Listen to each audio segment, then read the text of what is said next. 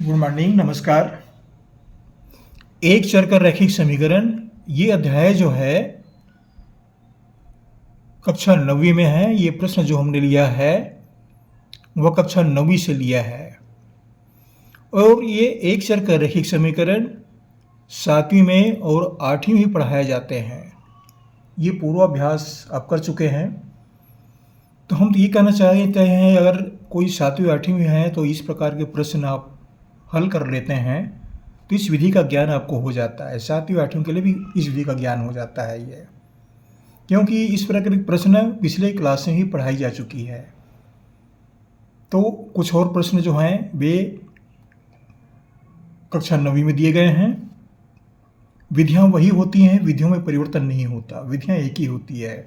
चाहे हम कोई भी क्लास की वीडियो पढ़ाएं, प्रश्न पढ़ाएं, उसके विधियों में कोई परिवर्तन नहीं होता है, समान विधियां होती है।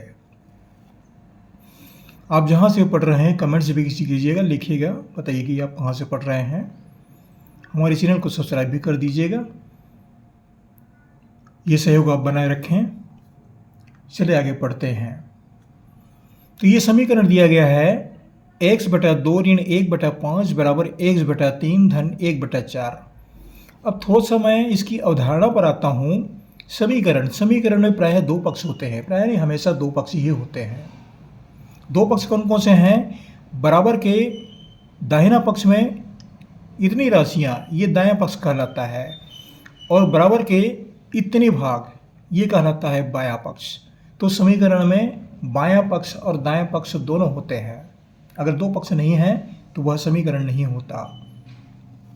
फिर कह रहे हैं एक चर, आगे चल के आप दो चर भी पढ़ेंगे, दो चर का रैखिक समीकरण पढ़ेंगे। तो एक चर को पहले पहचान लीजिए। एक चर कौन सा है? ये एक्स जो है एक चर है, दोनों पक्ष में एक्स है, ये चर राशियां हैं। चर राशि एक्स है। अचर राशि कौन कौन से हैं? 2, 5, 1, 3, 4, ये सब अचर राशियां हैं। तो समीकरण में चर राशि और अचर राशि का ज्ञान भी प्रत्येक विद्यार्थी को आवश्यक होता है। चलिए आगे इस पढ़ते हैं, तो तैयार करते हैं। अब देखिए, इसमें हमको दोनों पक्ष से हल करना पड़ेगा। ऐसे दिख रहा है जैसे भिन्न होता है, इस टाइप का दिख रहा है ये, या परमेय संख्या इस टाइप का दिख रहा है ये। तो क्या करेंगे? 2 और 5 का गुणा करेंगे, 2 पंचे 10, 2 और 5 का लघुत्तम निकालेंगे, तो ये हो जाता है 10।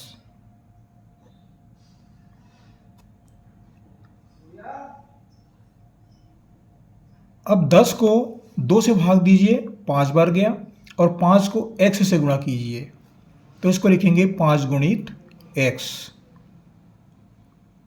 इस ऋण चिन्ह को यहां पर ले आइए। अब 10 को फिर 5 से भाग दीजिए, 5 दूनी 10, 2 बार गया, और 2 को 1 से गुणा कीजिए, 2 गुणित 1 बराबर। यहां पर तीनों चार का फिर लघुत्तम लेंगे। ये हर की राशियां हैं, हर में जो राशि लिखी रहती है इसका हम लघुत्तम लेंगे, लघुत्तम समापवर्ती है। तो 3 और 4 का एलसीएम या लघुत्तम समापवर्त ये होता है 3 चौक 12। इसमें उभयनिष्ठ राशि कुछ भी नहीं है तो गुणा करेंगे, 3 चौक 12 गुणा कर दिए, लघुत्तम समापवर्त निकल जाता है। अब ये 3 और 4 का लघुत्तम समापवर्त जो है वो हमको प्राप्त हुआ 3 चौक 12। 12 को 3 से भाग दीजिए, 3 चौक 12, 4 बार गया, पढ़ा पढ़िए, 3 का 4 बार जाएगा, और 4 को x से गुणा कीजिए, 4 गुणित x। अब 12 को 4 से भाग दीजिए, 4 तिया 12, 3 बार जाता है, और 3 को 1 से गुणा करेंगे तो इसको लिखेंगे 3 गुणित 1। इस तरह से हल किया जाता है। अब देखिए यहाँ पर 5 गुणित x है तो इसको हम लिखेंगे 5x, 2 एकम 2,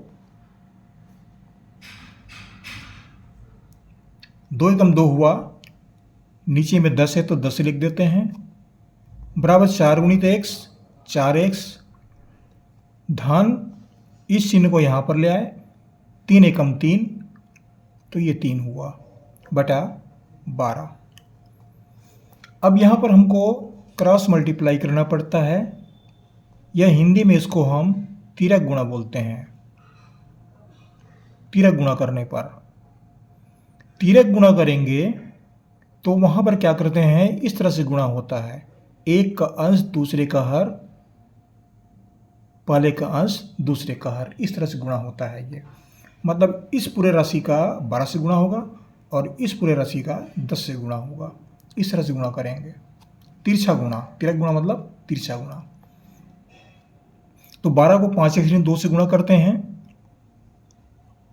12 गुणित 5x ऋण 2 बराबर, अब इस 10 को 4x धन 3 से गुणा करते हैं, तो 10 गुणित 4x धन 3। अब यहाँ पर क्या करना पड़ेगा, कोष्टक चिन्ह हमको हटाना पड़ेगा।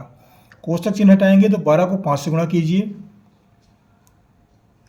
12 गुणित 5x ऋण 12 को फिर 2 से गुणा कीजिए, 12 गुणित 2। अब 10 को 4 से गुणा कीजिए, 10 × 4 40, ये 4x। फिर क्या करते हैं, 10 को फिर 3 से गुणा करते हैं। कोष्टक के अंदर जितनी राशियां रहती हैं उन सभी राशि को कोष्टक के बाहर दी गई राशि से सभी संख्याओं से गुणा किया जाता है। ऐसा होता है कोष्टक हटाने में। अब यहाँ पर 12 को 5 से गुणा करेंगे, 12 × 5 = 60x, 12 दूनी 24, 10 को 4 से गुणा करते हैं, 10 × 40x और 10 × 30। अब यहाँ पर क्या करेंगे, ये 40x को यहाँ पर फिर पक्षांतर क्रिया लागू होती है, पक्ष बदलने की क्रिया बोलते हैं या पक्षांतर क्रिया बोलते हैं। पक्ष बदलते हैं तो जो चर राशि है, x वाली राशि, उसको हम बाएं पक्ष में लाते हैं। जो अचर राशियां हैं जैसे 24, इसको हम दाहिने पक्ष में ले जाएंगे।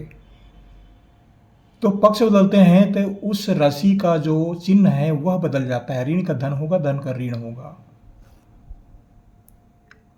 60x, 40 को हम बाएं पक्ष में ला रहे हैं तो धन का ऋण हो जाएगा, ऋण 40x बराबर 30 अपने पक्ष में है। अब यहाँ पर देखिए 24 जो है ऋण है, तो हम दाहिना पक्ष में ले जा रहे हैं, तो ऋण 24 का धन 24 हो जाएगा, चिन्ह बदल जाएगा। इतना कम करने के बाद में ये दोनों को चिन्ह अलग अलग हैं, घट जाएंगे। 60 में 40 घटा देंगे, 60 40, ये बचेगा 20x बराबर 30 में 20 को जोड़ दीजिए, 30 20 50 और 4 54। अब x का मान जो है अब निकालेंगे, ये होएगा 54/20। जो चर राशि के साथ में जो अचर राशि रहती है, जो गुणांक रहता है, वह राशि दाहिने पक्ष के नीचे भाग में आता है, हर में आता है ये। अब इसमें देखिए ये सम संख्या है, अंश जो है इकाई जो है सम संख्या है, तो 2 से भाग जाएगा। 2 से पहले गुणा करते भाग देते हैं, 2 दाहम 20 और 2 दूनी 4, बच गया 1, 2 सत्ते 14। अब इसमें और कुछ भी नहीं जाएगा, भाग नहीं जाएगा इसमें। तो यहाँ पर हमको क्या प्राप्त हुआ, x बराबर 27/10। इस तरह से मान जो है वह निकाला जा सकता है। तो x का मान हमें प्राप्त हुआ 27/10। इस तरह से किसी भी समीकरण को आसानी से हल कर सकते हैं। सवाल सरल है, कठिन नहीं है, थोड़ा सा अभ्यास करना पड़ता है, मेहनत करना पड़ता है। अगर अभ्यास करेंगे तो आप आसानी से हल कर लेंगे, हम तो यही समझते हैं। हमारे हिसाब से कठिन नहीं है, लेकिन गणित में प्रायः कोई विद्यार्थी को अभ्यास की आवश्यकता पड़ती है। अगर अभ्यास नहीं करेंगे तो कहीं न कहीं कमियां जो है वह बनी रहती है। तो यहाँ पर सर्वप्रथम अभ्यास की आवश्यकता होती है। तो इस तरह से आप एक चर का रैखिक समीकरण आप पढ़ सकते हैं। इस प्रश्न को ढूंढ भी सकते हैं कहाँ पर है, हमने बता दिया है। आशा करता हूँ ये चैनल आपको अच्छा लगेगा और हमारे वीडियो को सब्सक्राइब भी कर दीजिएगा। आपको हमारी ओर से बहुत बहुत शुभकामनाएं। Thank you.